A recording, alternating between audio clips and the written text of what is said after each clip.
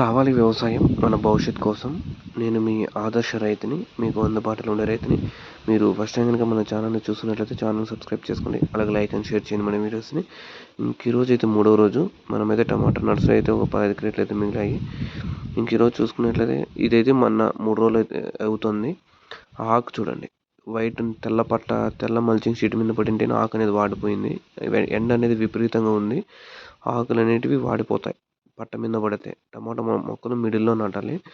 మీరు ఎట్లా అంటే అలా నాటకూడదు. ఎండాకాలం కాబట్టి వైట్ మల్చింగ్ షీట్ అయితే వేసుకున్నాము. నల్లది మల్చింగ్ షీట్ అనేది ఎట్టి పరిస్థితుల్లోనూ వేయొద్దండి ఎండాకాలము. చలికాలం అయితే వేసుకోండి. ఇంకా 3 రోజులైనాయి, మన చెట్టు మొలకలు అయితే ఎక్కువ చనిపోలేదు. ఎందుకు చనిపోలేదంటే మనమైతే ఈవినింగ్ అయితే నాటాం. ఎండాకాలం అయితే ఈవినింగే నాటాలి, మార్నింగ్ ఎట్టి పరిస్థితుల్లోనూ నాటకూడదు.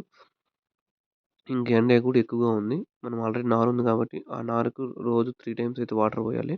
పొద్దున్నే 10 గంటలకైతే పోయాలి. మార్నింగ్ ఏం అవసరం లేదు. 10కి, 2 గంటలకి, మళ్ళీ సాయంత్రం 5 గంటలకు పోస్తే ఎటువంటి ప్రాబ్లం ఉండదు. ఎక్కడైనా చనిపోయినా అక్కడైతే పెట్టుకోవచ్చు. మనమైతే నారు అనేది ఎక్స్ట్రాగానే తీసుకొని వచ్చాము.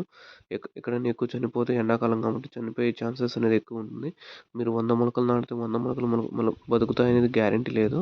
ఒకసారి టైం బాగుండి అన్నీ బతికిపోవచ్చు, లేకుంటే లేదు. మనమైతే ఇప్పటివరకు అయితే మొలక కూడా అయితే చనిపోలేదు. అక్కడక్కడ మిస్ అయిపోయింటాయి. ఎందుకంటే అక్కడ డ్రిప్ పైప్లో నీళ్ళు, వాటర్ అనేది నానకుండా ఉంటుంది.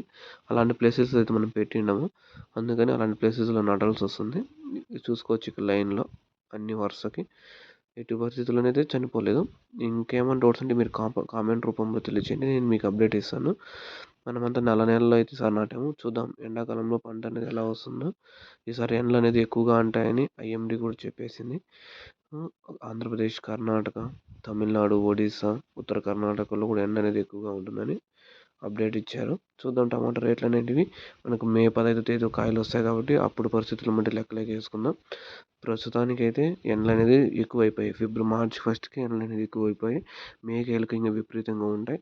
రేట్ ఛాన్సెస్ అనేది టైం అంతే, మనం ఏం చెప్పలేం కాబట్టి మన పని మనం చేసుకుంటూ పోవాలి. Please share and subscribe our channel Adarsh Raithu. Thank you all.